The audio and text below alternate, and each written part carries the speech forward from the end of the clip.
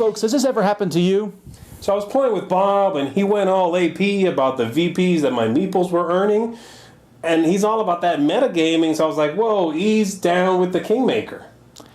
Yeah, I don't actually know what that means either. My name's Tom Vassell. I'm Ziegler C. How you doing? And we're here today to do part 2 of a video that explains board game terms. We often use these terms on all our videos, and sometimes we forget that not everyone knows what they mean.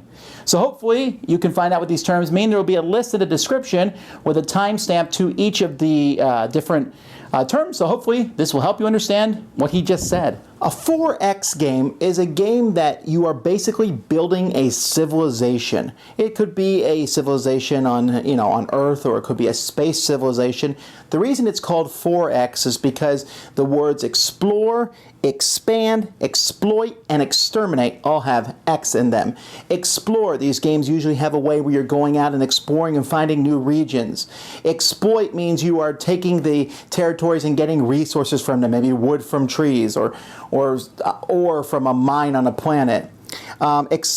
Expand is where you grow out. After you've explored, your empire grows out. Many times technology is involved. And then exterminate, usually you're fighting the other players who are involved in the game, trying to be the one who remains victorious. An alpha gamer is somebody who, when they're playing a game, and this most often comes into play in cooperative games when everyone's working together, they tend to tell everyone else what to do. They have an exuberant personality, are very outgoing, and sometimes they'll even take your moves for you, and they're basically playing the game solo, and you're just there for the ride. Oh, so it's my turn. All right, I'm gonna play these cards here. Whoa, don't do that. No, here's what you want to do, okay? You need to get back to Atlanta and then fly out of there and come here. That's what you have to do. But I thought I could... No. Do that. That's the thing to do. All right. Amerithrash Games, also known as Amerithrash Games, are games which emphasize theme over mechanisms. It's things like fighting big old monsters, some aliens, or simply repelling some invading nations. These all are about the theme first, mechanisms second. Analysis paralysis is often referred to us in short by AP, somebody who thinks for a very long time before taking a move. Some games lend themselves to this because they give so many different options. But someone with analysis paralysis will sit basically for a long time and think carefully about their moves rather than someone who plays quickly. By the way, it's your turn. Okay, no. I can go there, but no. No, it's not great. No. Just make a move! Oh, you won. A dexterity game is a game which, instead of testing your strategic or tactical knowledge, will test your physical reflexes and abilities. Something like this. Dexterity games have a lot of different variations. There are stacking games like this one here, flicking games, and there are games where you are trying to pull a piece out without everything falling over.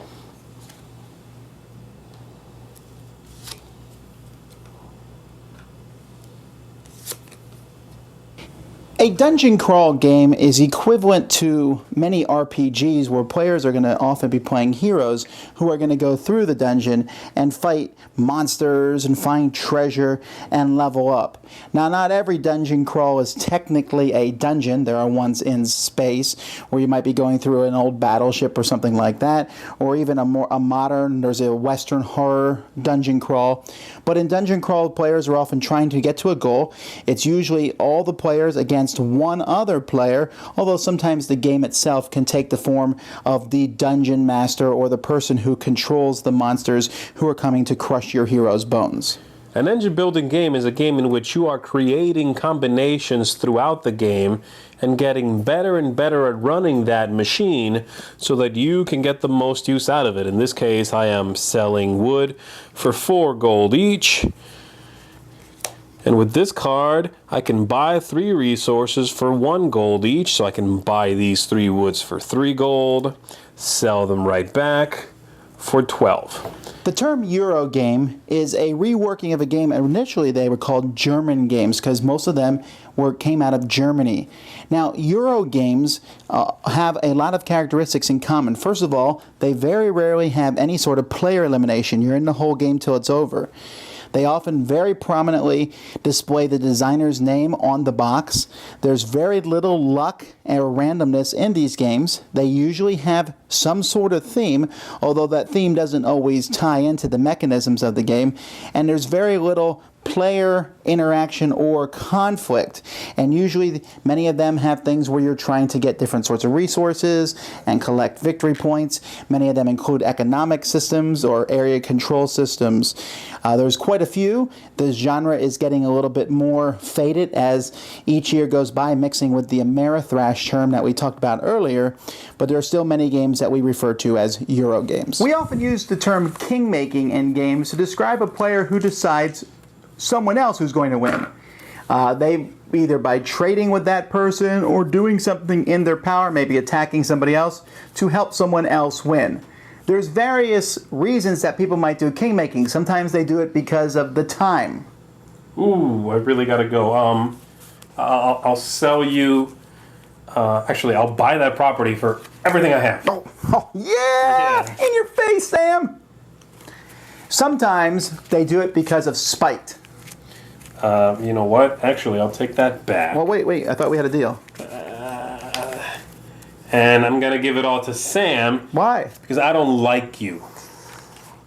And sometimes they do it because they realize that they themselves are not going to win, but they want a hand in whoever does win the game. Hold on, Sam. You know I'm not going to win this game, but Tom might win with my help. So here you go, buddy. I think we'll consider that a joint victory. All right. Meeples are a term used for these little wooden dudes who are in different games. Meeples, someone coined a term, basically it comes from miniature people. And the most famous game that has meeples in it is Carcassonne, but many games have them and they come in all various sizes, and you'll even find this term referred to in rule books. In fact, some people will name other things. If they're animals, they'll call them animeeples, or sheep, they'll call them sheeples, and it really gets crazy and the madness really must stop. Metagaming is when you take what happened in one game or several games throughout your gaming night and carry it over to other individual games, thus creating a meta story for everything that's been going on. All right, so I could attack anybody here in this game, but you remember Pandemic earlier? Do you remember when you were telling me what to do? I'm really tired of that. I'm tired of it. So I'm going to go after you. I'm tired of it. Metagaming. A programming game is where you're going to be playing cards or maneuvering dice or somehow to program movement or to program something that happens. Like, for example, in this game, I'll put some cards down in front of me, and then each turn of the game, I'm going to turn one of these cards over, and that's going to show what my robot will do. So here my robot backs up one, so he goes back one. Now he goes forward two. Then after that, he's going to rotate to the right. And then after that, he's going to rotate to the left. This is not a very good programming example. And then after that, he'll move forward 3. 1, 2, 3, but he runs into lasers and other things. And so as in a programming game, you have to kind of think ahead. You can't just take your turn. You're basically taking several turns at once and then watching how they play out. Tableau is a fancy word for the area in front of a player in which you're going to be playing cards or tokens, and the area builds up as you play the game. There are Tableau building games which tend to be very similar to engine building games, in which you'll be looking for combinations between cards, and so that they will give you some special power and allow you to win the game by creating the best tableau.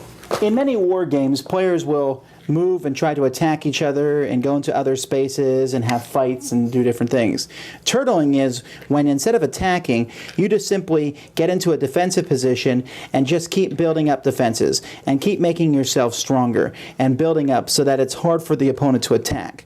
Now, a good game will make it so turtling doesn't help you out very much, but some games do not have these kind of restrictions, and so some players will sit there the entire game and just build up a strong force, knowing that no one's ever going to come into their defensive area.